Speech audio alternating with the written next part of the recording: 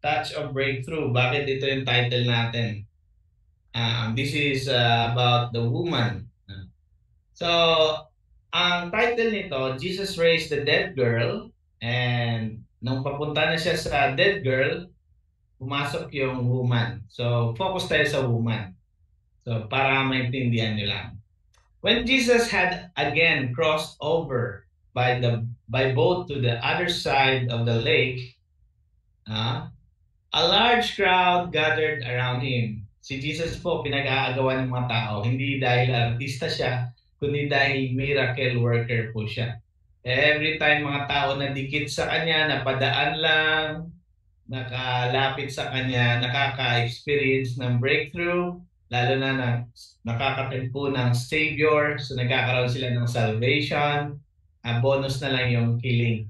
Kaya siya talagang yung mga tao nagkumpul-kumpul palagi. So hinihintay siya, no? So a large crowd gathered around him while he was by the lake. Then one of the synagogue leaders named Jairus, maraming leaders ang synagogue, merong isa doon, si Jairus, came, and when he saw Jesus, he fell at Jesus' feet. Wow, nagpatira pa. Ito na yung sabi ko palagi, pag nakita mo si Jesus, hindi lang yan parang na starstruck ka. Sobra pa doon. Na-amaze ka talaga sa presensya niya, sa power niya, sa righteousness and holiness niya, na magpapatira pa ka na lang bigla sa harap ni Jesus, no? Ganon katindi si Jesus. And this person, he pleaded earnestly with him. Sa verse 23, sabi niya, my little daughter is dying. Please come and put your hands on her so that she will be healed and live.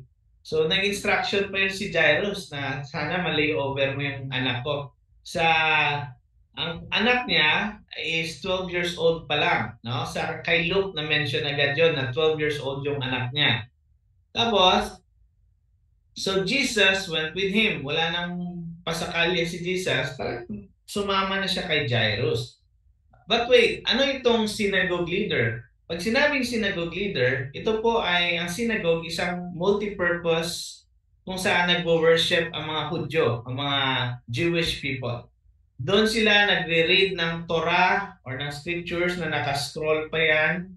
Doon sila kinakasal, doon sila nag-dedication ng bata. Kung malayo kasi yung mga places sa Jerusalem, instead na pupunta pa sila sa Jerusalem, sa synagogue na sila nagsamba. Pero sa synagogue, according sa mga scholars, hindi lang to nagsasamba doon. Doon din minsan naghatian ng lupa, yung mga magkakamag-anak, magkakapatid. So merong arbiter. Usually yung mga synagogue leaders din ang gumagawa nun. Kung merong mga nag-aaway-away, dyan din yan sinusumon. Lahat na lang ng klase ng mga purpose sa buhay nila. No? Kaya nga, hindi lang simbang na doon eh. Iba-ibang mga transactions din. Although this is a holy place for worship talaga ang primary, doon na rin yan, syempre, ang iba pang mga pinakamahalagang mga ginagawa nila. No? Mag-memorize ng verses, magkanta ng papuri sa Diyos, talagang worship hall siya. So, pag sinabing leader ng synagogue, pwedeng si Jairus, isa sa mga influential na tao sa place, kaya siya ginawang leader. Pwede rin na siya nagpatayo ng synagogue. May ganun eh. May ganung mga senaryo. So talagang leader siya. So sumama si Jesus sa kanya, hindi dahil siya ay influential, kundi dahil ito'y base sa grasya ni Lord. Favor lang yan ni Lord na pinagbigyan niya si Jairus. Hindi yun dahil, synagogue leader ka pala, so sasama ako sa'yo. Walang ganon si Lord. Ang basis niya sa pagtulong ay by grace. Hindi yan based on your connections, based on your influence, followers on social media. Wala yan. God will give you favor based on His grace, not on your merit in life, not in your label or title in the society. So, all by grace. Now, habang naglalakad si Jairus at si Jesus, a large crowd followed and pressed around Jesus. So, imagine nyo si Jesus na sa gitna, naglalakad kasama si si Jairus, at maraming tao paligid nun. Parang parade. Sa verse 25, and a woman was there who had been subject to bleeding for 12 years. Subject to bleeding for 12 years. Mga babae, makaka-relate kayo kasi nagme-menstruation kayo. 1 week lang sa isang buwan. Diba? Usually 1 week sa isang buwan. Ito, 12 years. Nakita nyo ang sakit na kanyang dinadala for 12 years. And sinabi sa 26, she had suffered a great deal under the care of many doctors and had spent all she had. Lahat na ng money niya napunta sa pagpapagamot. Yet instead of getting better, she grew worse. Pumunta na siya sa lahat ng doktor, nag-worst lang siya at nag-worst at nag-worst. Naubos na lang yung money, still talagang sumasakit lalo ang kanyang pakiramdam. Imagine niyo pag nawawalan ka ng dugo 24/7 for 12 years, sa tingin niyo, ano nang mukha ng babaeng to? Maputla? Nanghihina? Kung ano-ano na, no? Kung pupunta ka pa sa doktor noon, wala naman silang mga high-tech pa na gamit or medicine. Wala pa. Usually, mga haplas lang ng mga oil, ano tawag sa Tagalog niyan? Yung mga pinapatake lang ng mga organic, mga halaman. Wala pang high-tech na medical technology, no, na mga facilities, wala pa. Hilot, tama, hinihilot. Pag may nabali, lalagyan lang ng kalso na lalagyan na nabali ito, lagyan ng stick lang yan at ano lang siguro yan, no, itatali. So, naubos na yung pera niya. When she heard about Jesus, this is the good news. When she heard about Jesus, anong nangyari? She came up behind Jesus in the crowd and touched his cloak. Bakit kaya sa likod siya dumaan? Tapos, mamaya, i-find out natin. Bakit sa likod siya dumaan? Tapos, because she thought, sabi niya, if I just touch his clothes, I will be healed. So, ang kanyang faith kay Jesus talagang nandun. Matouch ko lang clothes ni Jesus, okay na ako eh. Yung faith niya na kay Jesus, wala sa clothes. Okay? Take note, wala sa clothes, wala sa panyo, wala sa kung ano-ano, kay Jesus. Wala sa damit, kay Jesus. Okay? Immediately, after touching Jesus, sa 29, her bleeding stopped and she felt in her body that she was freed from her suffering. Freedom. After 12 years of suffering, bleeding for 12 years, free na siya sa pain. Free na siya sa kanyang sakit. Wala pa namang findings or hindi pa na-invento yung word na ovarian cancer noon. Pero for sure, ganito yung sakit niya kasi dumudugo siya. Nandyan yung problema sa ovary. No? Wala pa namang term na ovary, na cancer sa ovary noon. Lately na lang yan. Pero anyway, whatever it is, no, immediately she was healed. Pero ito yung tandaan mo, yung naka-red font. Basahin nyo. Instead of getting better, she grew worse. Now, from here we can learn the first truth. Without God, we deteriorate. Without God, we deteriorate. Balik tayo.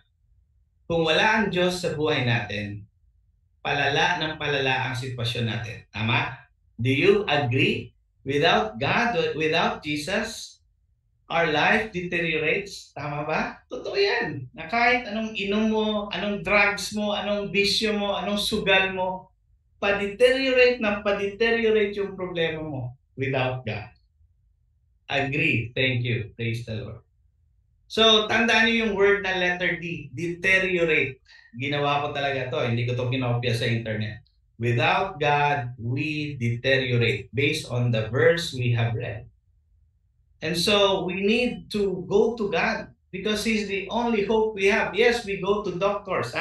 Mali rin naman yung theology na dahil si Lord powerful, hindi na tayo pupunta ng doktor. Mali ka. You can go to the doctor, but our faith is on God, not on the doctors. We thank the doctors for what they have done to us, for the diagnosis, for the surgeries we underwent. We thank the doctors, but our trust is on God, not even on our money. Because like this woman, naubos yung money niya sa kakapunta sa lahat ng doktor, wala rin nangyari. She grew worse until she heard that Jesus is coming to her town. That's why he came to Jesus. Now, anong connection nitong peace na ito? In our lives, without God, we have no peace. We have no peace. That's the reason why we are not at peace with other people. We are not at peace with other people because we are not at peace with ourselves. And we are not at peace with ourselves because we are not at peace with God. Again, without God, we have no peace. And without peace in our lives, yun ang reason na bakit ang dami nating conflict sa loob-loob at dami nating conflict sa labas. Minsan nga, wala namang ginagawa yung tao pero galit ka sa tao. Alam mo yung problema, hindi siya, ikaw. Tapos pa-post-post pa tayo. Hindi na, this year, 2024, layuan na natin yung mga toxic. Ang yabang mo naman. Baka ikaw yung toxic.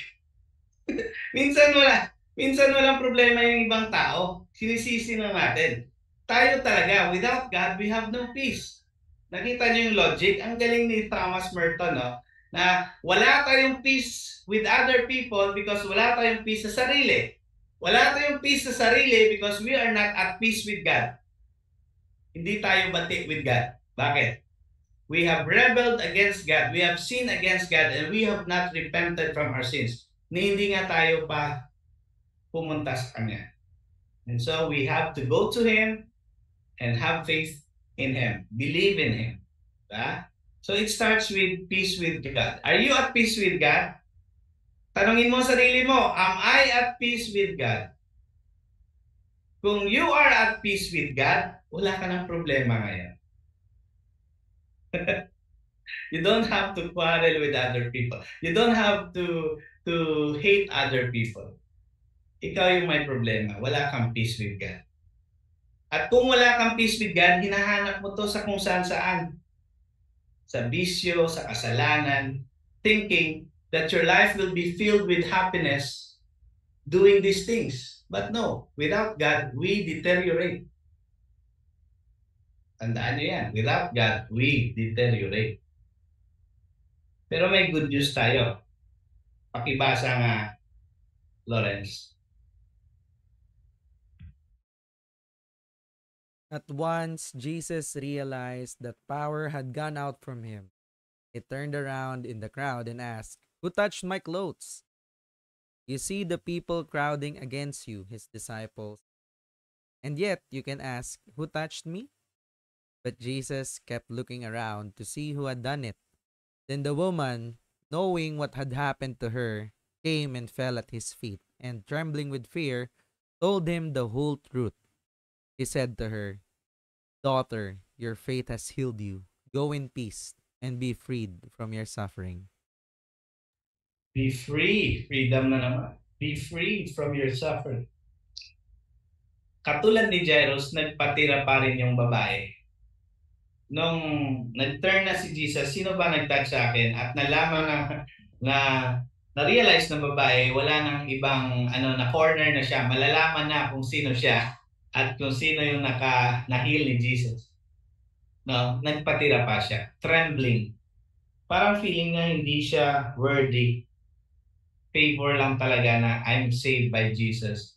I'm healed by Jesus. Now, bakit siya trembling din? On the other hand, trembling din siya because syempre yung mga tao din, sa kanilang kultura, pag meron kang dugo, hindi ka dapat nakaka-touch ng ibang tao kasi i-isolate din sila ng 2 weeks. Kung nakatouch ka ng taong may dugo, isolation 2 weeks. Nakatouch ka ng taong may nana, isolation 2 weeks. Nakatouch ka ng patay, isolation 2 weeks. Nakatouch ka ng lalaking merong semen na nilabasan din ng semen, you will be isolated for 2 weeks. Ito lahat, no? Even dead animals, pag tinatch mo, you will be isolated for 2 weeks. This is their ceremonial cleansing noon. Kaya hindi na dapat tinatouch yung basta-basta yung kahit sino, lalo na si Jesus.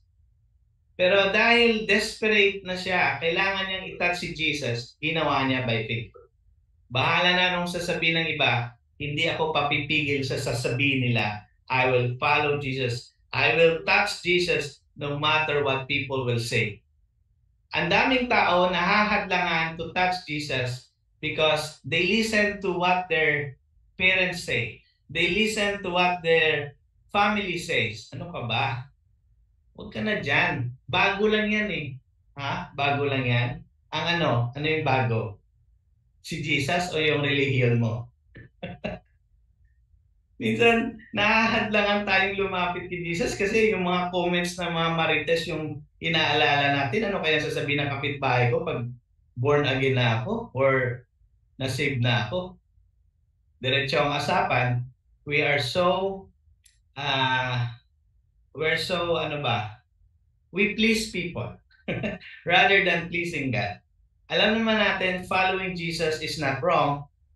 Why be ano ba? Ang tawag doon, yung nagpapapigil ka. Ha? Why be hindered by people's comments? Ha? Huwag dapat. Ha? So, sabi niya, he said to her, daughter, your faith has healed you. Go in peace. We're talking about peace kanina, di ba? At bakit siya tinawag ni Jesus daughter? Hindi naman siya anak ni Jesus. Ibig sabihin nito, naging anak na siya ni Lord. Na-save na siya. Yung statement na daughter, ibig sabihin, she is now a child of God. Saved na siya. Grabe no? Inuna yung salvation. Na-save siya, then may bonus pang healing. Grabe. Sometimes, when we pray to God by faith, we go to God by faith, we pray to God directly. We have that faith, Lord, sana masolve mo yung problem ko. But, masurprise ka. Mas isusolve niya muna yung pinaka-problema mo. Sabihin niya, anak, hindi problema yung pera. Anak, hindi problema yung health mo. Ang problema mo, yung spiritual life mo, wala ka pang salvation. Kailangan mo munang maligtas. Si Lord ganon. Hiningi mo healing, bigyan ka niya una salvation, then healing. And that's favor from the Lord. We don't deserve it, but God will give us that favor if we believe in Him as well. No? Ang galing ni Lord. No? So, focus tayo sa underlined at sa blue font na Jesus kept looking around. Si Jesus hindi tumigil kahit sinaway na siya ni Peter. People are crowding against you. People are crowding around you. And why are you asking, who touched me? And dami na ng taong nakapaligid sa'yo. Sabi ni Jesus, no, may nag-touch sa akin. Bakit hindi nagpapigil si Jesus? It's because ito yung pinaka-truth natin. God is determined to touch us. Yes, seemingly, ang babae yung may determination to touch Jesus. But you know what? When you understand the story, it's God who is so determined to touch the girl. Hinanap niya nga eh.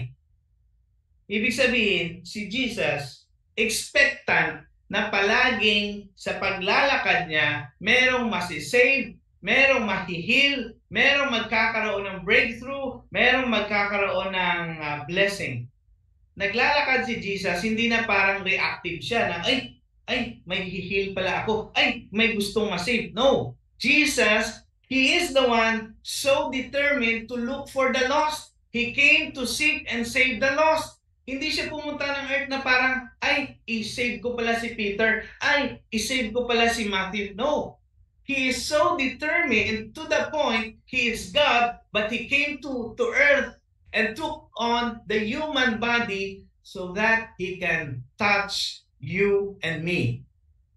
What does it mean to be touched by Jesus? To be touched by Jesus is to be saved and to be healed and to have breakthrough sa ating mga spiritual struggle, and emotional burdens. Akala natin, parang wala lang matouch ni Jesus. Subukan mo. Subukan mo. He's so waiting for you. So expectant that you come to Him. Na sana yung anak kong to, i-touch niya ako kasi ako mismo gusto ko siyang i-touch. It was always God's move first. It was always God's purpose na siya muna ang mag-touch sa atin bago tayo magkaroon ng faith na mag-touch sa Kanya. Siya yun. We love because He loved us first. Tama? Nakaka-love tayo because siya mismo unang nag-love sa atin. Ito pa, sabi niya sa disciples niya, you did not choose me, you did not choose me, I chose you. Ako na unang pumili sa inyo. Hindi kayong pumili sa akin. Nakita niyo? It's always God's action first ang umiiral. Siya ang unang nag-move.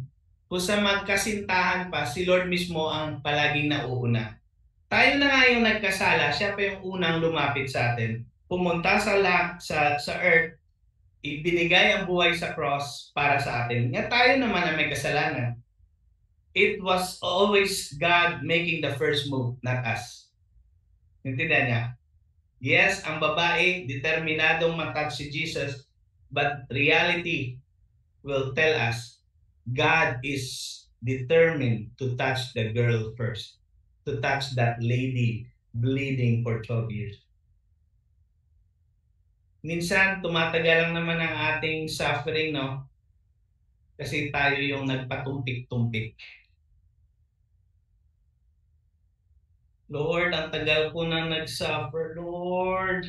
Sabi ni Lord, kung alam mo lang, noon pa kita gustong pagalingin. Kung alam mo lang, noon pa kita gustong iligtas. Ikaw lang naman tong tumatakbo. But again, there's no such thing as late. God's encounter, your encounter with God is God's appointment. Hindi ka late. But again, no, sometimes may kaso talaga na may mga cases na tumatagal ang suffering kasi tayo yung lumalayo. Yung inahayaan lang natin na okay lang na hindi ko matouch si Jesus, okay lang na hindi ko siya makilala ng lubusan. Okay lang, okay pa naman ako. Pero hindi. Ang babae mismo, hindi siya nagpapigil. Hinawi niya. Kung napanood niyo yung The Chosen, ang ganda ng scenario where the girl or this bleeding woman struggled to reach for Jesus. Hinahawi niya lahat. Ang ganda. Tingnan niyo, The Chosen. Yung part na itong bleeding woman. Napaiyak nga ako dun. Nalagay ko sarili ko sa woman na nag-struggle din ako, but the moment Jesus touched me and I touched Jesus, the moment Jesus allowed me to touch Him, I was completely free from the bondage of darkness and sin. What can we learn more from this? God is determined to touch us. We can learn that, may quotation nata ako dito. Sabi ni Oswald Chambers, in the midst of awesomeness. Tandaan nyo, anong awesomeness? Ito yung mga moments na na-surprise ka, blessed ka ni Lord, nagkaroon ng breakthrough, nagkaroon ng surprise si Lord sa'yo, awesomeness. Or nagta-travel ka, nakikita mo yung ganda ng scenario ng horizon, nakikita mo yung nature, awesomeness. Naka-experience na kayo ng awesome experience? Okay, yung awesomeness, yung namangha ka sa creation ni God, namangha ka sa ginagawa ni God, na-surprise ka sa favor ni God sa'yo na hindi ka naman deserve. Yun yung awesomeness. Ako naman, total, naka-Facebook Live tayo. Siyempre, proud dad ako dito. Taga-sundo lang naman ako ng anak ko. First honor si Caris sa klase niya. Praise the Lord. Grade 6 na yung daughter ko. She got the top 1 sa klase niya. Praise the Lord. All glory to Jesus. Sabi ko nga, proud daddy, kahit taga-sundo atid lang. Si mama naman yan gumagawa ng assignment. Kasama niya, hindi naman ako eh. Anyway, awesome moment. In the midst of that awesome moment or awesomeness, alam mo, a touch comes, sabi ni Oswald Chambers. And you know it is the right hand of Jesus Christ. You know it is not the hand of restraint, the hand of correction, the hand nor chastisement or punishment, but the right hand of everlasting Father. Whenever his hand is laid upon you, it gives inexpressible peace and comfort. Peace na naman. And the sense that underneath are the everlasting arms, Deuteronomy 33:27. Full support, provision, comfort, and strength. This is the good thing. When God sees na kailangan mo ng awesome moment, He will touch you. Yes, meron din times na He will discipline you. Iba naman yan. Okay, naintindihan mo? That's the hand of correction. That's the hand of chastisement. Naintindihan mo? But we're talking about the hand of the touch of Jesus where we are bombarded by His grace, by His peace, na hindi naman natin deserve, but He gives us support, provision, comfort, and strength. Na-experience mo ba yan lately? Every day, may ginagawa si Jesus sa atin. Dapat, no? Medyo talasan natin yung spiritual eyes natin. And I pray na si Lord mismo yan ang mag-reveal sa iyo ng mga awesome moments or sinatawag nila God moments. Na masasabi mo, it was purely God's grace and favor at work, not mine. I reached this far in life because of God. I reached this milestone in my business because of God. And I will honor God with my wealth. Ganon. It's all God, not us. Ang galing, no? There are times in life na kailangan natin yung touch of God. Na-share ko last time sa inyo, down na down din ako sa ministry. Tapos pagka next day pala may 3 maniniwala kay Jesus. Yun naman yung awesome moment sa akin. God moments. Lord, thank you so much. May ginagawa ka. Ako lang yung nabubulag. Ako lang yung parang minsan nangihina. Na? Tao lang tayo. Nangihina tayo, nadi-discourage tayo. Pero the Lord touches us. And we experience that right hand of Jesus Christ. Okay? Thank you, Lord. And now, let's go to Luke. Ibasa ulit, Lawrence, para balik tayo sa Luke. She came up in the crowd behind Jesus and touched the edge of his cloak, and her bleeding stopped at once. Jesus asked, "Who touched me?" Everyone denied it, and Peter said, "Master, the people are all around you and crowding in on you." But Jesus said, "Someone touched me, for I knew it when power went out of me." The woman saw that she had been found out, so she came trembling and threw herself at Jesus' feet.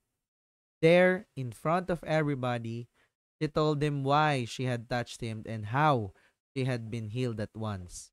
Jesus said to her, "My daughter, your faith has made you well. Go in peace." Wow, praise the Lord.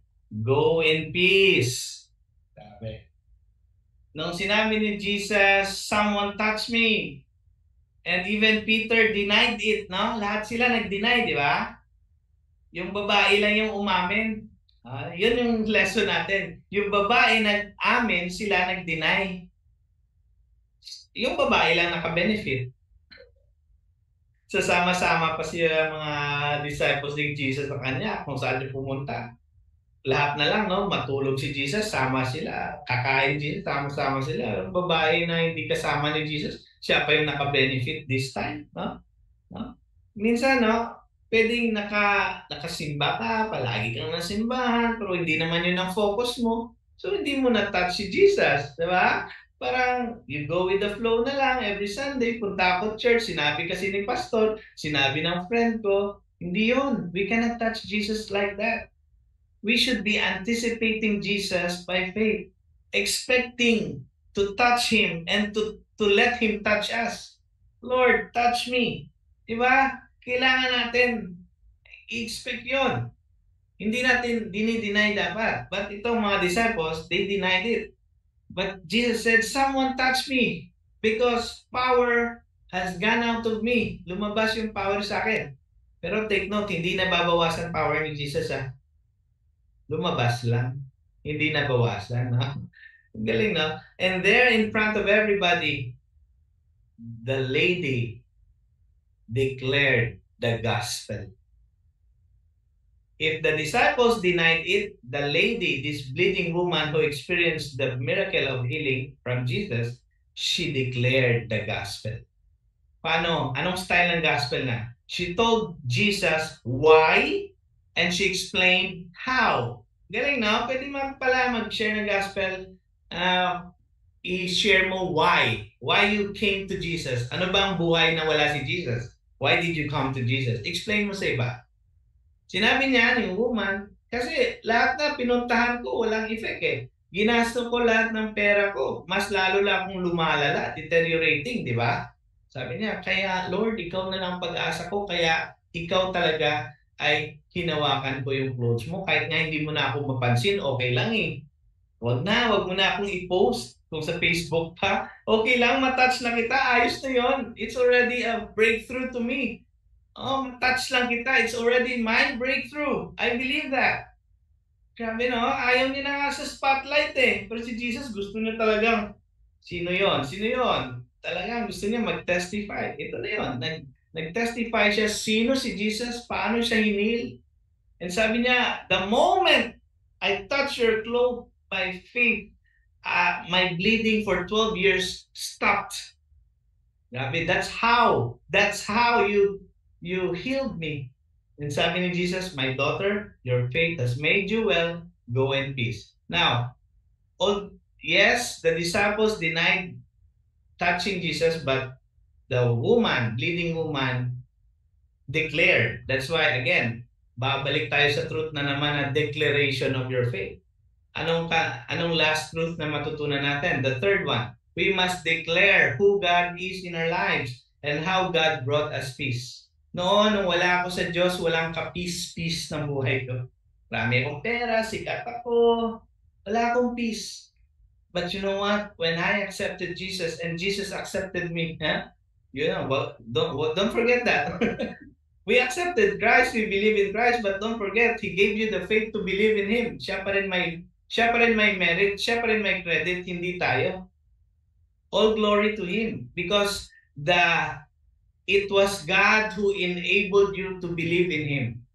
Diba? Jesus is the author and the finisher of faith. Ibig sabihin, siya ang pinanggalingan ng faith. Nakabilib ka sa Kanya kasi binigyan Kanya ng faith. Binigyan Kanya ng free will. Pero depende pa rin sa iyo kung ang free will mo, gagamitin mo to respond to Him or not. But again, you can never limit God's power to save. Kasi yun na nga, He is determined to save anyone He wants to save. Sa totoo lang. And He is the one who gives us the ability to choose Him. Sa totoo lang. Sabi niya nga sa disciples niya, you did not choose me. I chose you. Ha? Grabe, no? We must declare who God is and how God brought us peace. Yun kasi yung kaibahan natin sa hindi Kristiyano eh. May peace tayo, sila wala. Yun lang. And isa pa lang yan ha. Marami pang fruit of the Spirit. The fruit of the Spirit is joy, love, peace, patience, goodness, humility, kindness, and yung dulo, hindi ko memorize lahat, self-control. Self-control. Ha? Ang galing na. So, kanina, without God, we deteriorate. Good news, pangalawa, God is determined to touch us. Puro D.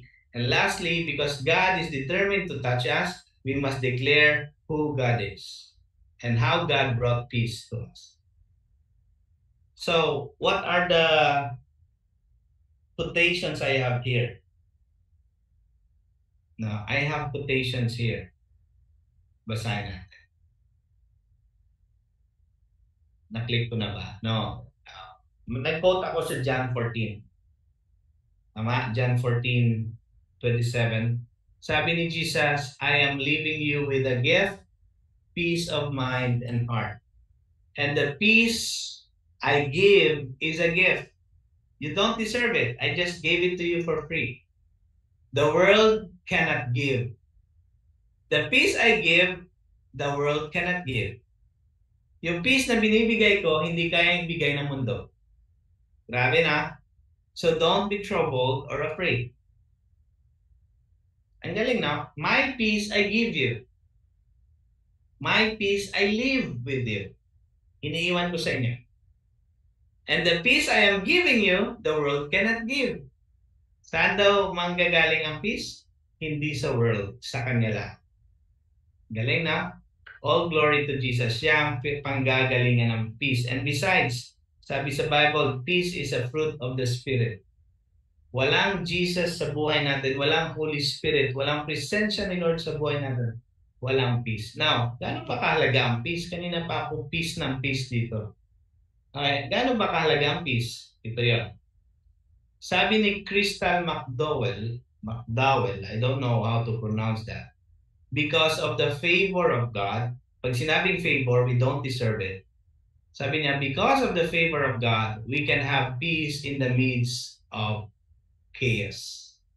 Hindi pa rin mawawala ang chaos sa paligid, but we have the peace of God inside our hearts. Hindi ikaw ang pinanggalingan ng peace, si Jesus, through the Holy Spirit. Kaya sa Kanya tayo dapat, kay Jesus tayo maniwala. Ang galing na, kahit may chaos sa paligid, we have the peace of God. Salamat sa Panginoon. Ano pa? More reflections tayo. Gaano kahalaga? Why God's peace is vital in our lives? Number one, it is the mark of the Holy Spirit in our lives. Kung meron kang peace, meron kang marka. Don't worry, sa end times, meron daw mark of the beast, yung 666. Don't worry about it. Huwag mong gawing focus. Focus tayo sa Holy Spirit. We have the seal of God, the Holy Spirit. And that Holy Spirit gives us peace. And that peace is our mark as Christians. Malalaman mo na hindi ka one of those who will be marked with 666 because you have the Holy Spirit and you have that mark of the Holy Spirit, and that is peace. Ang taong may Diyos, may Panginoong Hesukristo, may peace. Huwag ka na masyado mag-focus sa Antichrist. Mag-focus ka kay Christ na darating muli. Okay? Pag nag-focus ka sa Antichrist, takot ang meron ka. Pag nag-focus ka kay Christ, meron kang peace. Also, the peace of Jesus guards our hearts and mind in Christ Jesus. Ginaguard niya from anxiety and despair. Pag sinabing despair, all the fears we have, ginaguard niya tayo sa mga ganong bagay. Anxiety, nag-worry ka sa future, no? No. Don't worry about that. The peace of God will guard your hearts and mind. Ito pang matindi. Do you have a bandage sa past mo? Nakatali ka ba sa past mo? The peace of God will free you from the bondage of the past. Wala na yon. Putulin mo na. Huwag mo nang tambayan yon. Past is past. And the Holy Spirit will give you peace to have freedom from your past. Ito pa, how about future?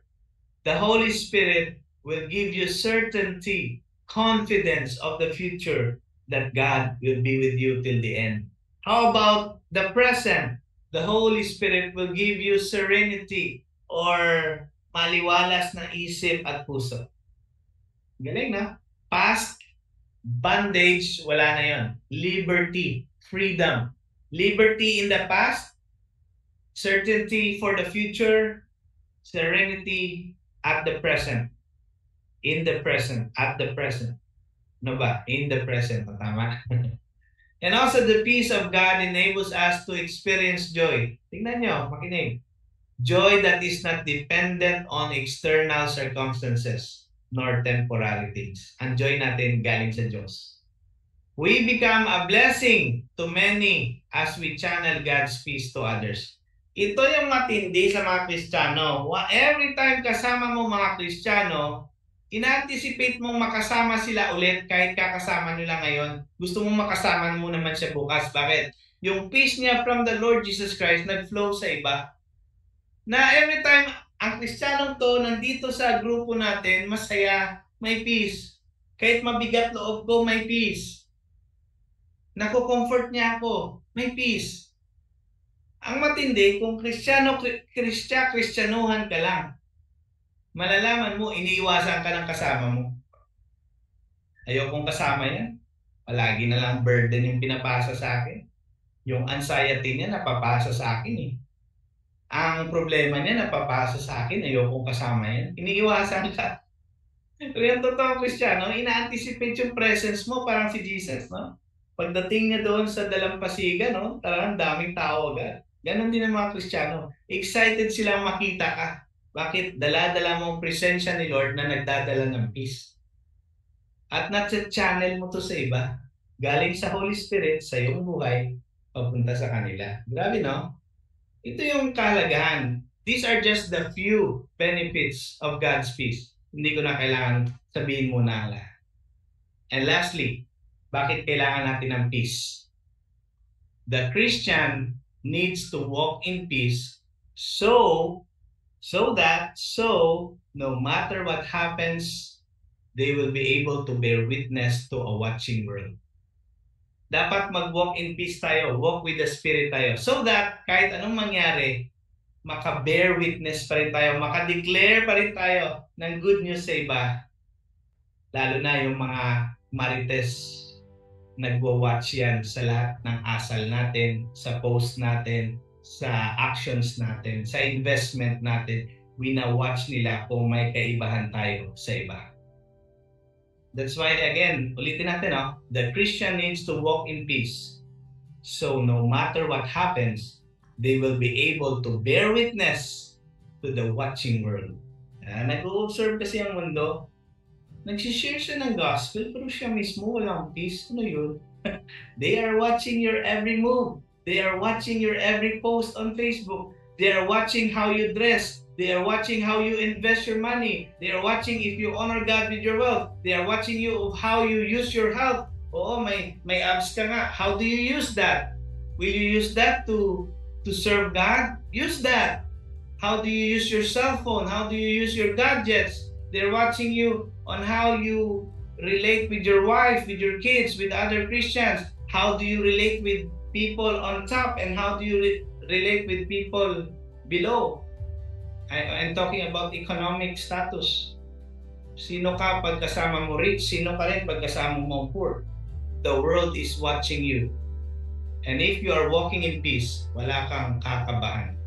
You will always bear witness for Jesus Christ. That's the essence of declaring who God is and how God has brought peace in your life. I pray that the touch of God in your life tonight will bring breakthrough to you so that you will bear witness for Jesus, so others also will experience that breakthrough in Jesus Christ only. God bless you all, and the Lord empower you to share the gospel, to share Jesus Christ to others every day. May you walk in peace, and may you remain to walk with Jesus every day and experience the breakthrough of Jesus' touch every moment. God bless you. Praise the Lord. Ganda. Grabe, no? Ilang beses na ito dinidiscuss ni Paz eh. So dati nag-focus din dun sa kay Jairus, di ba? This time. So ilang beses na rin to. Pero every time na ito yung lesson, no? Talagang laging may ibang revelation, no? Laging may ibang tayong natututunan, no? May ibang gustong sabihin si Lord. And grabe tumatak sa akin yung number 2 truth, no? Kasi ang sabi doon is ano yun? God is determined to touch us. Nung lumapit yung woman, no? Hindi pala siya napangalanan. Yung woman. Pero ang galing lang kasi during that time kasi ang daming mga superstition or mga paniniwala na, alam mo yun, mga paniniwala nila. Na for example, si Jairus. Kasi alam naman natin na miraculous si Lord eh. No? Kahit di mo pa sabihin, isipin niya lang, pwede namang gumaling na yung daughter. 'Di ba? Even yung woman, actually. No? Na bakit niya naisip na hawakan na lang yung damit? It's ano rin eh, act of superstition din eh, 'di ba? Maaaring may mga paniniwala sila nung panahon na yon na nakakagaling yung mga damit and everything, 'di ba? Pero ang galing na nilinaw ni Paz na walang magic dun sa damit ni Jesus. No? Na again, baka ano lang yun eh, mga paniniwala lang sa isip nung woman. But then again, we can see through that na kahit meron tayong mga ganong paniniwala, binabasag ni Lord yun eh. No? Binabasag ni Jesus yun. But he acknowledges or Jesus honored those dark faith. Pero then again, to shed light, no? Sa katotohanan. Ang galing, no? Yung truth talaga. Na ang galing lang din kasi parang dun sa panahon na yon, 'di ba ang thinking ng woman is na kapag hinawakan niya, 'di ba nga during those times na 'di ba na outcast siya, sabi nga ni Past, kasi nga madumi siya kung tutuusin, no? Naakala ng woman kasi kaya niya ginawang sikreto eh, no? Nahawakan si Jesus kasi feeling niya dudumi si Jesus kapag ginawa niya 'yon. But ang ganda nung nangyari, or we can take that into application na tayo kapag lumapit tayo kay Jesus, kahit sobrang makasalanan natin at nilatag natin yun sa Kanya, hindi naman siya magiging makasalanan eh. In fact, tayo pa ililinisin niya. Grabe si Lord, no? Ang galing. So, sobra ako na-bless dun sa part na yun. Na, again, akala kasi natin, imagine, sobrang daming tao dun. Sobrang daming, alam mo yun, nagkakakiskisan na kayo dun. Kumbaga, alam mo yun, talagang balikat sa balikat, dami kayo, nagbabanggaan kayo dun. Di ba? Tapos tinanong ni Lord, sino ba yun? Sino yung mawak sa akin? Di ba? And ang galing. Sobrang galing. Kasi, oo nga no, na in application in our lives, we take for granted yung mga taong kasama natin palagi. Na akala natin porket lagi silang nandyan, we are benefiting from it. Or for example, ito na lang. Now we are so, kumbaga comfort zone natin to kasi lagi nandito si Pastor Ralph to feed us the word. But then again, baka nandito lang tayo. Parang church lang eh. Tama talaga si Pas eh. Punta ka lang ng punta doon, pero at the end of the day, nasan yung isip mo pag nandun ka or nandito ka sa Zoom?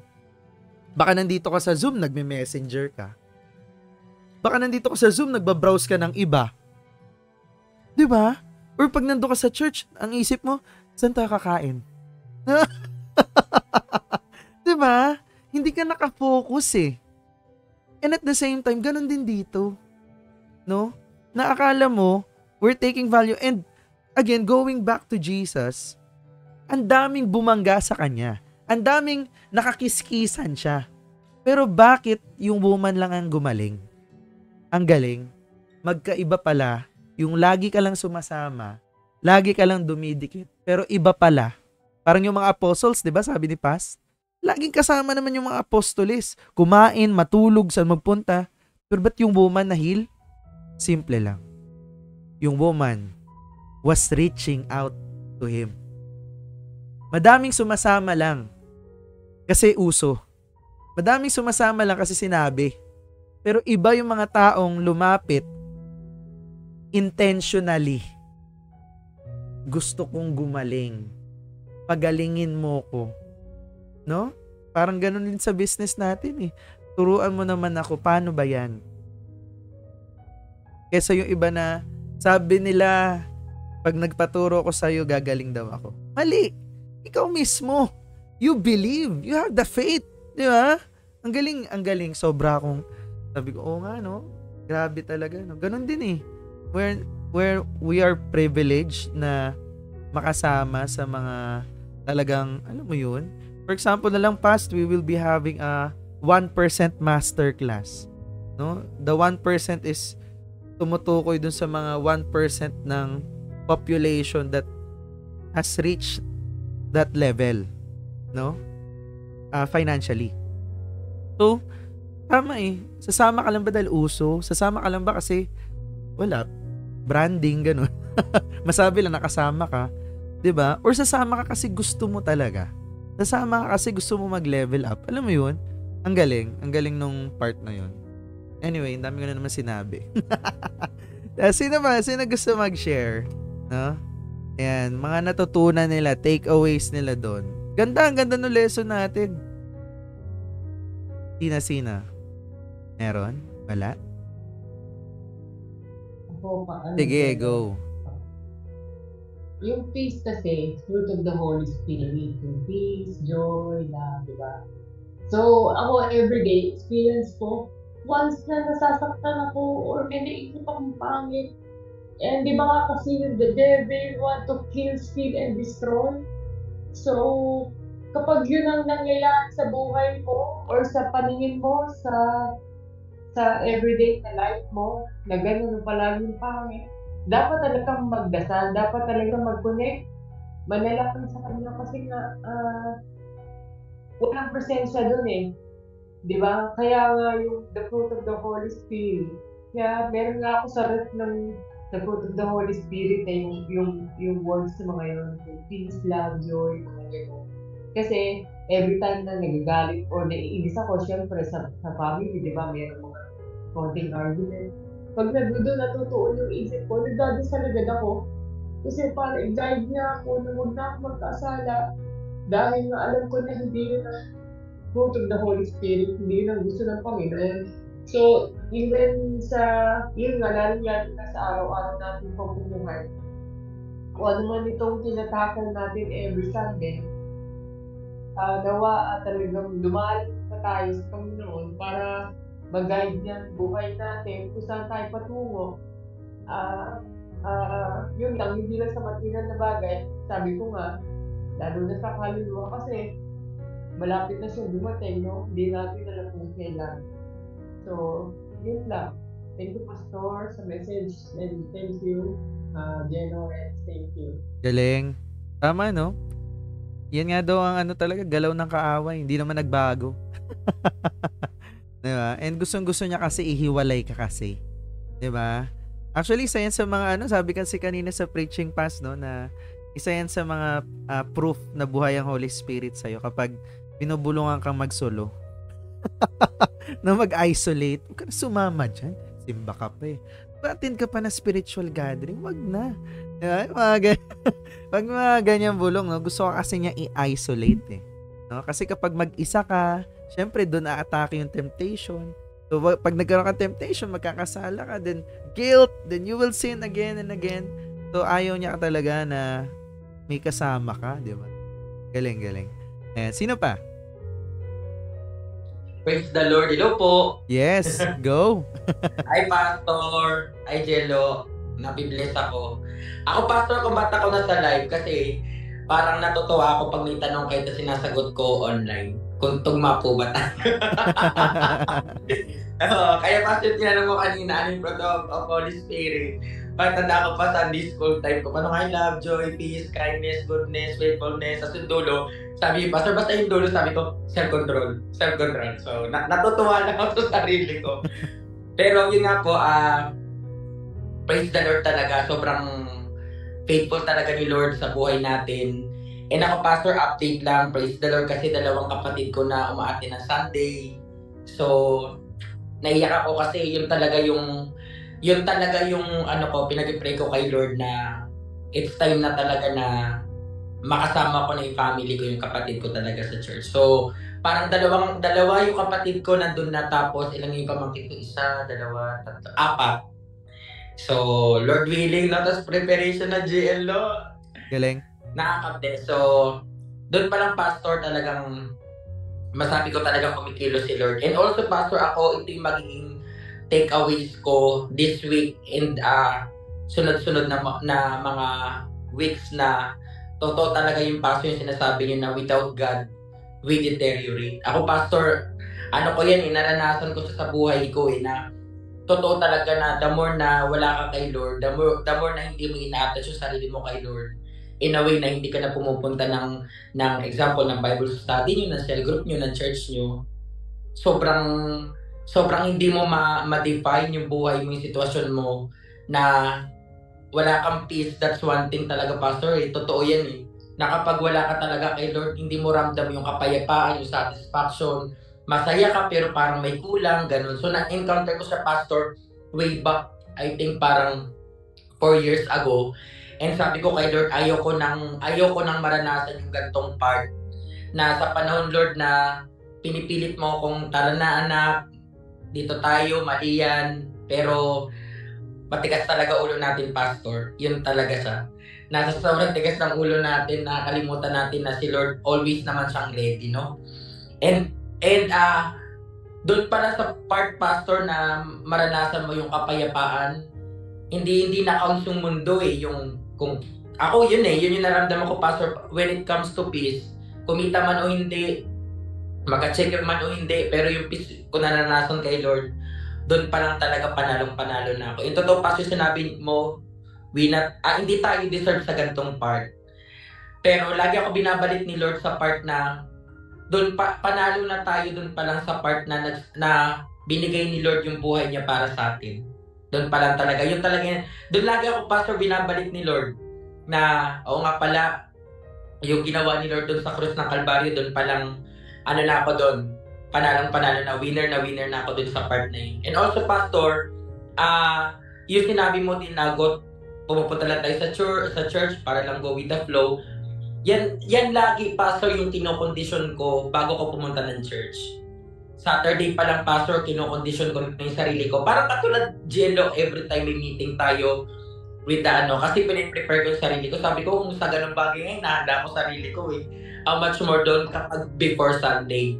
Damit ko, kasi pastor, parang yung ganun sa part, kasi minsan nalilate ako before yun, pero ngayon naman, ko na sa master ko na yung pag-prepare pa lang ng damit, nag-prepare ka lang during that day, kaya pagpunta mo ng church, nalilate ka na mga ganun, mga basic lang, pastor. Pero ako, pastor, lagi ko kinokondisyon yung sarili ko, inaalign ko yung sarili ko, Lord, mag-church ako, hindi ako gagamit ng cellphone, ayoko ma-distract, yung mga ganun part. Even yung sa mga kapatiran, Lord, ginagawa ko to dahil sa inyo, yung mga ganun, pastor. So, pastor, pinofocus ko talaga yung sarili ko na I'm doing this dahil ito yung calling ko.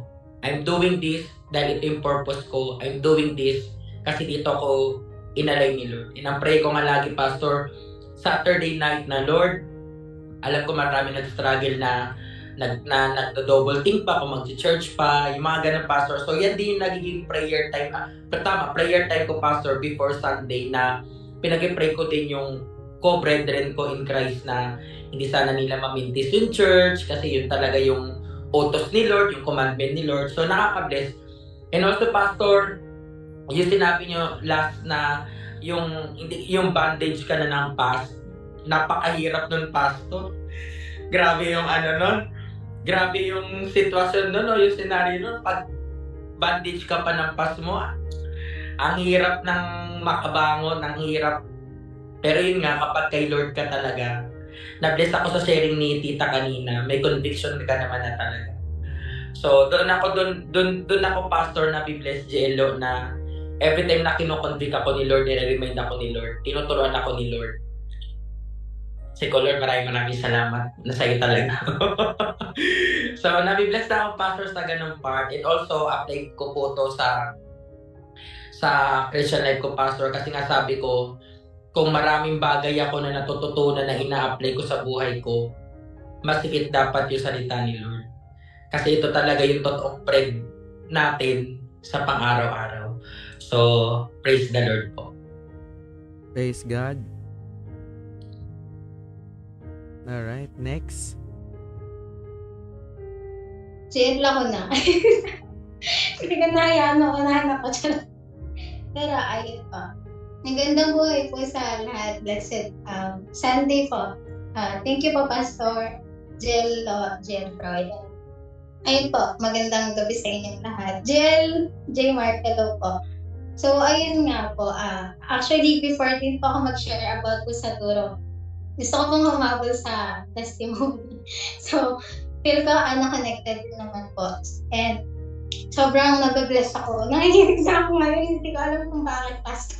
Pero sobrang siguro, nililit din ako ni Lord na mag-test. Kasi, actually po, matagal ka nang pinag-pray, yung family ko na, alam mo yun, actually hindi naman pumagal yung family namin, pero hindi kami katulad ng ibang family na sobrang close sa isa't isa. And sobrang nag-bless ako kahapon kasi ang galing lang. Parang dapat tinawagan ko kasi yung sister ko and mag-uusap lang kami about something. Pero nagulat ako, humaba tapos heart to heart talk na. To the point na nag-iiyakan na kaming dalawa. Pero call lang. Sobrang ang galing lang kasi alam niyo po yun, meron talagang sitwasyon sa buhay natin na ilalagay at i-allow ni Lord na mangyari kasi may purpose siya. And sobrang natutuwa ako sa nangyari na yun. Although parang for me negative siya, pero naging parang na-turn siya into positive kasi nga mas nandun yung opportunity na mag-usap kami ng sister ko, which is, ayun nga po, nagkaroon kami ng time na kapag heart-to-heart talk na hindi namin nagagawa before. And I really praise God kasi sabi ko, yung sa turo ko ngayon sobrang galing kasi yung peace talaga nanggagaling sa Lord. Kasi ng mga nakaraan na araw, na weeks, sobrang hindi na ako at peace. Alam mo, parang nabubuhay po ako. Masaya naman, pero feel ko merong something na nangyayari sa akin inside na hindi ko alam. And that time, siguro po yung nangyari din sa amin ng sister ko na nag-lead sa akin na mas lalo kong lumapit kay Lord. That time po talaga, after noon ng gabi, sobrang nag-pray ako, nag-asa ko ng word sa Lord, ganyan. And ang galing lang kasi sabi ko, siguro kung di kami nakapag-usap ng sister ko, wala yung ganong hunger ko, yung thirst ko to read more of His Word and more of the presence of God. Sobrang ang galing kasi sabi ko po, alam niyo po yun, in times of hopelessness sa buhay natin, we can only find hope in God. Kasi parang sabi ko nung nakaraan, parang nagiging hopeless na ako. And ang dami kong naisip. Pero sobrang nakikita ni Lord. Kanina po yung devotion ko, sabi na, the Lord is there sa SBN. Sobrang sabi ko, ang galing kasi si Lord nakikita niya po yung bawat isa sa atin. Even yung nangyayari sa atin, aware siya. And gusto lang talaga ni Lord. Lumapit tayo sa Kanya. Katulad po nung woman dun sa book. Sabi ko nga, parang natutunan ko po is yung walk natin with the Lord is intentional. Hindi siya kumbaga go with the flow ka lang kasi gusto ni Lord na makilala mo siya. Pero walking with Jesus is walking with Him intentionally. Kasi tignan niyo po yung woman doon.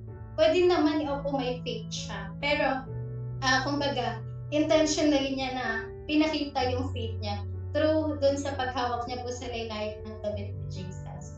Diba? Parang doon nag-show na intentionally na gusto niya talagang gumaling. And yung faith niya, hindi nga, ayun nga po, thank you Pastor for correcting every one of us and para i-clear out na hindi po yung miracle nang galing sa damit, yung miracle nang galing mismo kay Jesus. And sabi ko, ang galing-galing ni Lord kasi nga talagang nagde-demonstrate po siya sa buhay ng bawat isa through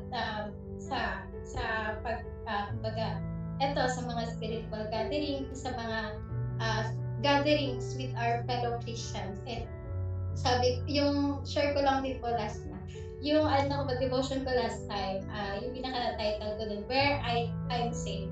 Sabi po dun sa Psalm 62 verse 1 to 2, I wait quietly before God, for my victory comes from Him. He alone is my rock and my salvation, my fortress where I will never be shaken. Kasi in our walk with the Lord, sobrang daming mangyayari, may temptation and all. Pero alam niyo po yun, God is our safe place. So, ayun, kapit lang po tayong lahat. And let us more grow and let us desire more of Jesus sa buhay po natin. God bless po sa lahat. Praise God. Galing, ano? Ayan. Si Jesus. Ano talaga eh. The moment na talagang nandun ka na, susubsub ka na. Yan, dyan talaga siya. No? And, ang galing, no? Even yung woman na nakaka-bless talaga yung story to, no? Kasi, na yung part din na kino-call out siya. Di ba? Kasi kung una mong iisipin, feeling mo ipapahiya siya eh. Sino ba yung mawak sa akin? Di ba? Pero, akala mo lang.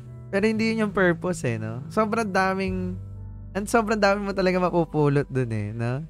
Na, well, number one, syempre gusto ni Jesus malaman na na-heal na siya. Di ba? Kasi, baka mamaya, yung babae, kung hindi siya kinall out ni Jesus, 'di ba? Baka feeling niya saglit lang. Temporary lang yung heal, 'di ba? Na kailan kayo babalik to sakit ko? 'Di ba? Kasi parang nakanakaw lang ako eh. Nakadaplis lang ako naman eh. 'Di ba? Pero ang galing, kinall out siya ni Jesus kasi gusto niya talagang i-assure siya, no? Na gumaling na siya. And again, si Jesus every time na magpo-perform siya ng miracle, kumbaga alam naman na eh, 'di ba? Kahit nga hindi mo sabihin, alam na ni Jesus eh. Pero bakit niya pa rin hinanap? 'Di ba? Kumbaga yung naramdaman niya eh, lumabas yung power sa kanya. Pero bakit niya hinanap pa din? 'Di ba? So doon pa lang gusto niya rin maging testimony yung woman, 'di ba? Na malaman ng lahat na gumaling siya. Kasi syempre, parang ano lang din naman yan eh. Di ba? Parang dito lang sa business natin. Alam nga naman sabi mo, uy, alam mo, milyonaryo ko. Di ba? Ang pangit pakinggan. So, ganun din sa girl. Na imbis na sabi ng woman, uy, alam mo, magaling na ako. Especially doon that time, madumi nga siya eh. Di ba? Kumbaga outcast na siya eh. So, si Jesus na nag-announce, magaling na to. Di ba? Galing na. And ang galing lang din kasi another one is, ginawa yun ni Jesus para malaman niya kung bakit siya gumaling. 'Di ba? Na again, nilinaw ni pastor, hindi siya gumaling dahil dun sa paghawak niya dun sa damit. No, hindi. It was her faith. No? It was her faith. No? And gusto rin nung malaman ni Lord na hindi niya ninakaw yung blessing. 'Di ba? Kasi kapag ganun, anong mapaplant sa isip natin kapag ganun? Feeling natin nakanakaw lang tayo ng blessing or miracle. 'Di ba?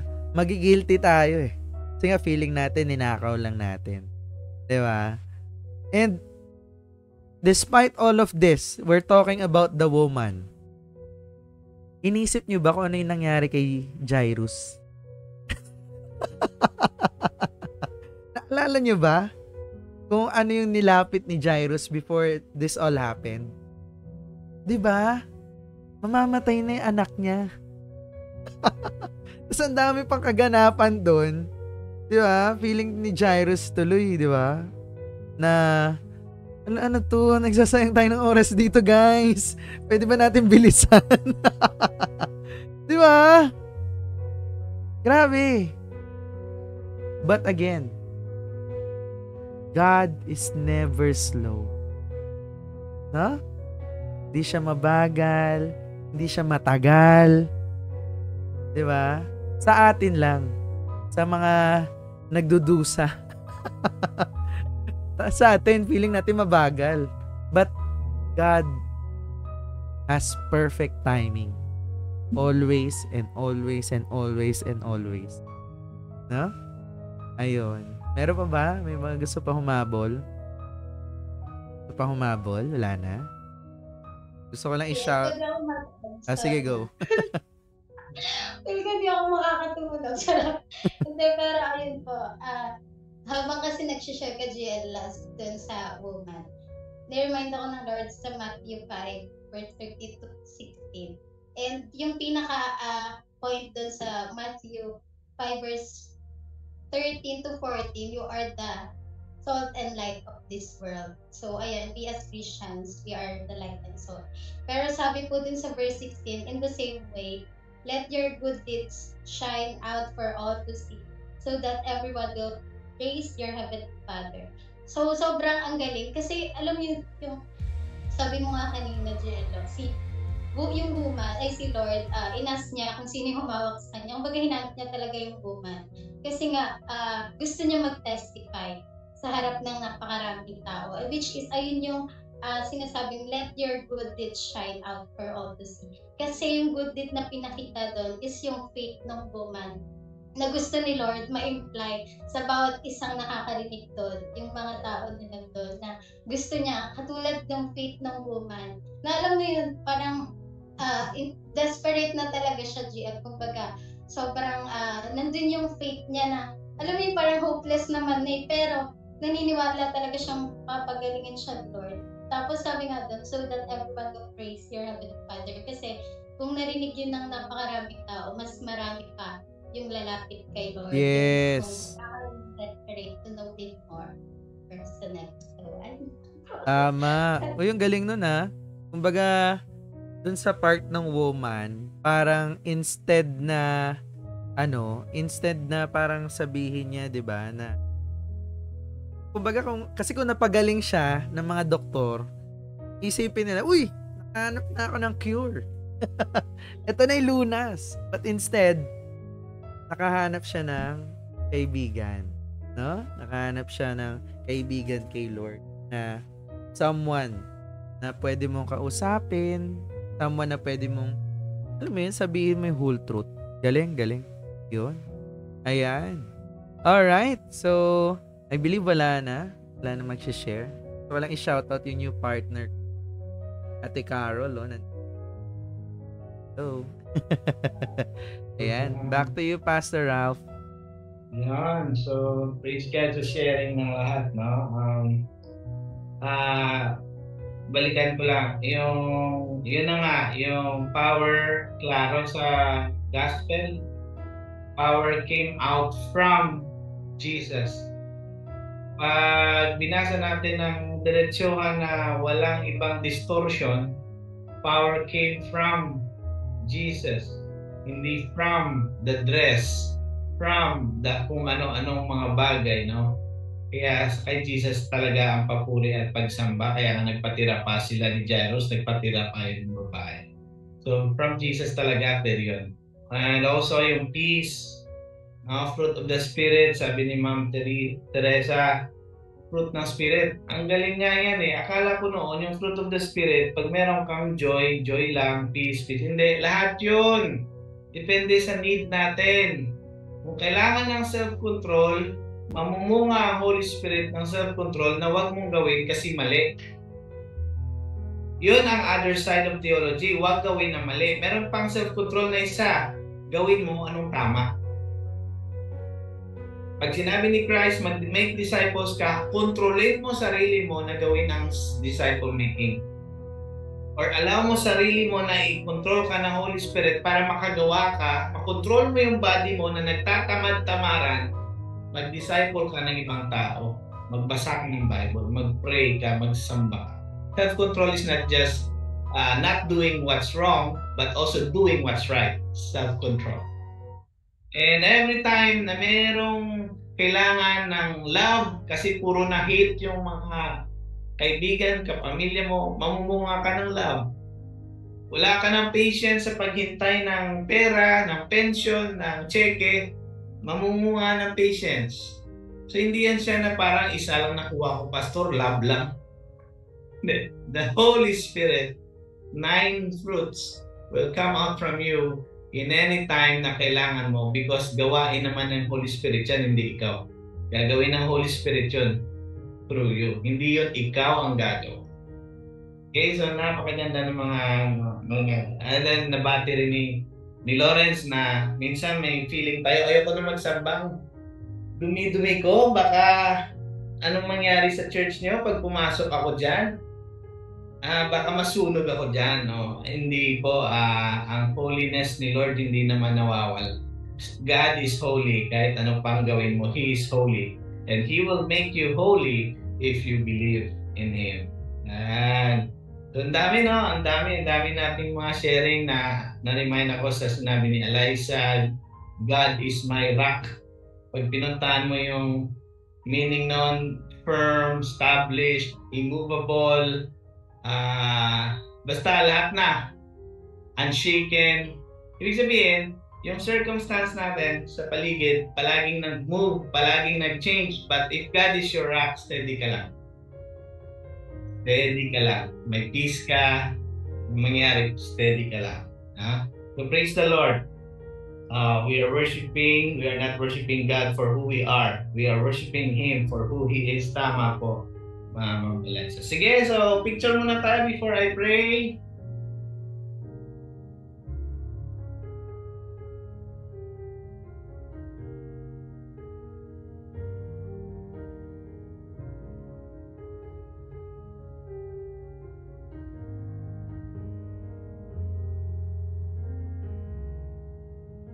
Okay, so next Sunday, Thursday, nasa Manila na kami, family. So see you, kita-kita tayo. Kita-kita tayo sa mga gustong makipagkita and sa mga gustong mag-pabaptize din. I am there. If you want, I will explain to you baptism and we can do it anytime, anywhere. Yan ako. Please pray with me and we can talk there now kung may time. Sige. Also, basta mag-usap na lang kami ni Lawrence paano tong equation natin. 2 Sunday nandito ako. 2 Sundays andyan ako sa Manila. Sige, let's pray. Panginoon, thank you so much for this time. Salamat. Naka-study kami ng word mo. Na-remind kami, na-bless kami sa sharing ng isa't isa. We learn from one another. We build up each other through your word. And most importantly, the Holy Spirit is with us. So thank you, God, for being with us, for assuring us that your presence is with us, and that the peace will guard our hearts and minds in Christ Jesus. So Lord, tulungan niyo po kaming manatili sa inyo. Mag-walk in peace. Mag-walk in the Spirit. Not walking ahead, not walking late or delayed, but walking with the Spirit para mamunga po ang Holy Spirit sa aming buhay. Kayo po yung gagawa nito on our behalf. Wala pa kaming kakayanan, but kayo po, we just have to rely on you like a vine. Ikaw ang vine, kami ang branches, Jesus Christ. We should connect to you. We should allow ourselves to be connected to the vine, and that's you, Jesus. Because if we are with you, we abide with you, we remain in you, in your love, in your word, then we will bear much fruit. We will keep on bearing fruit. Thank you, O God, for that opportunity, for the favor, for the grace, for your mercy that are new every morning. Araw-araw, bago yung awa mo sa amin, ang habag mo sa amin. Salamat, Panginoon. May you bless every one of us. Bless every family. Bless our fellow Christians here na kasama sa Zoom at sa FB Live at sa lahat ng magre-review nito. Lord, i-bless mo sila as we continue to grow in your word through the help of the Holy Spirit. Now, the Lord bless you, the Father, His love, bind you together in unity as one believers. Now, as believers of Jesus, we will be united in Him and in His work. We will be engaged by making disciples. And the Lord Jesus Christ, His grace will be sufficient in our weakness and in everyday lives, and the Holy Spirit, which is the presence of God in our lives, bless us, comfort us, guide us, empower us. In the name of the Father, Son, and the Holy Spirit, we pray. Amen. And God bless you all. Amen. God bless, Pastor. Thank you po. See you. You're welcome. You're welcome. God bless, everyone.